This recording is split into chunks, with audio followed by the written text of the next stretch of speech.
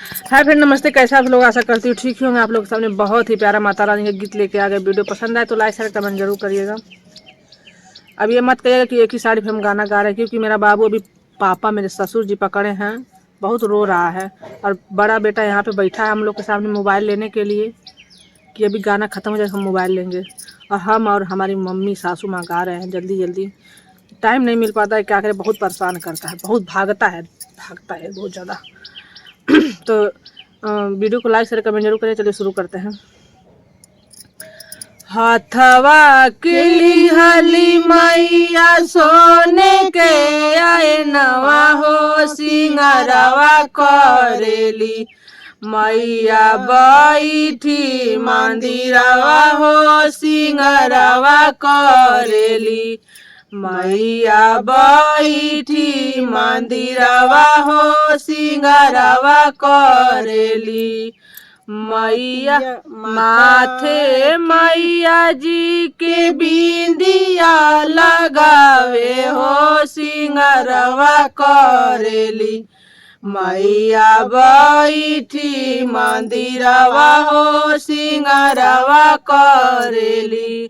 सोने के ककहिया से केसिया सवारे मैया ललका से नूरा भरेली। मैया बैठी मंदिरवा हो सिंगरवा करेली। मैया बैठी मंदिरवा हो सिंगरवा करेली। हथवा में लिहली मैया सोने के आए नवा हो सिंगरवा करेली। मैया बैठी मंदिरवा हो सिंगरवा करेली। मैया बैठी मंदिरवा हो सिंगरवा करेली।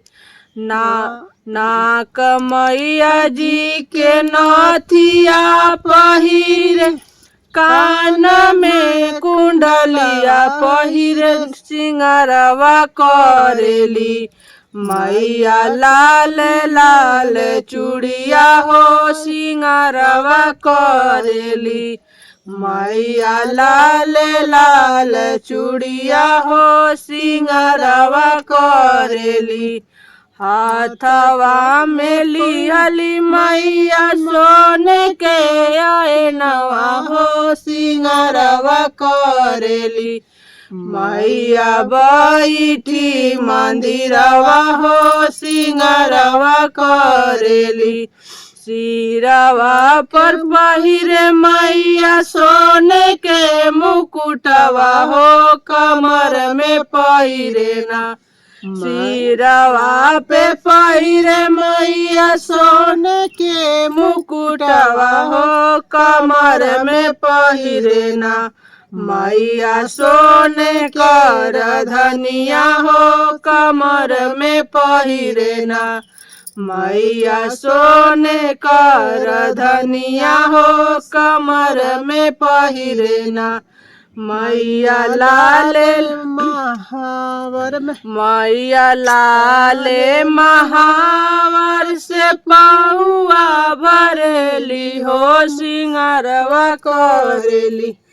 मैया बैठी मंदिरवा हो सिंगरवा करेली।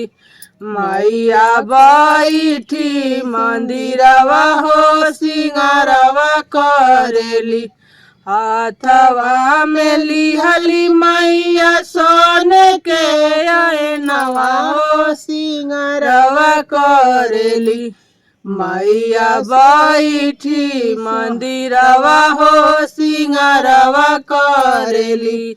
मैया बैठी मंदिरवा हो सिंगरवा करेली।